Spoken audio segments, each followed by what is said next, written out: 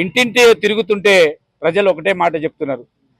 అంతకు పూర్వం గోపీనాథ్ గారు చేసిన అభివృద్ధి కార్యక్రమాలే కనబడుతున్నాయి తప్ప ఇప్పుడు మాకేం కనబడతలేదు. ఖచ్చితంగా గోపీనాథ్ గారి భార్యను గెలిపించి తీరుతామనే ఆలోచనలో పబ్లిక్ అందరూ కూడా ఉన్నారు.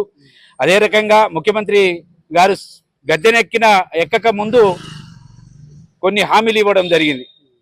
2016లో కేసీఆర్ గారు ఇస్తుంటే నేను 4016 ఇస్తా అంటివి. నేను 4016 కేసీఆర్ గారు వికలాంగులకు ఇస్తుంటే నేను 6016 ఇస్తా అంటివి. అన్ని రకాలుగా హామీలు ఇచ్చి ఆ హామీలను విస్మరించి ఇవాళ మరి తెలంగాణ ప్రభుత్వంలో ప్రజలు ఏమనుకుంటున్నారు నీ విషయంలో అది అందరికీ ప్రజలకే తెలుసు. ఎందుకంటే నువ్వు ఇచ్చిన హామీ ఒక్కటి కూడా నెరవేర్చలేదు అనేది మనకు ప్రజలకు కూడా తెలిసిపోయింది.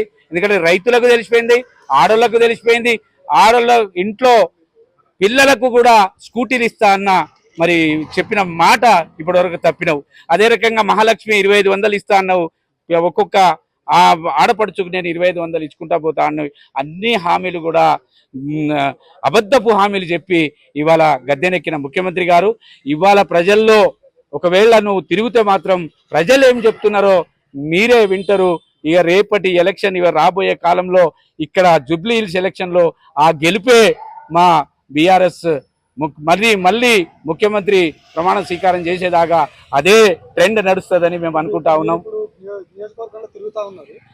పరిస్థితి చూస్తే ముఖ్యమంత్రి ఇక్కడికి వచ్చి ప్రచారం చేసినట్టు కనిపిస్తుందా? ప్రజలు లేడు, రాలేడు. ప్రజలే అడుగుతున్నారు. ముఖ్యమంత్రి ముఖం చాటేసిండు. ఎందుకంటే ఇచ్చిన హామీలు నెరవేర్చలేదు. ఆ హామీలు ఒకవేళ మా ముందు ముఖ్యమంత్రి గారు వస్తే మేము ఖచ్చితంగా ముఖ్యమంత్రి గారిని కూడా నిలబెట్టే ఆలోచన ఉన్నది అని మా ఆడపడుచులే అందరూ చెప్తున్నారు.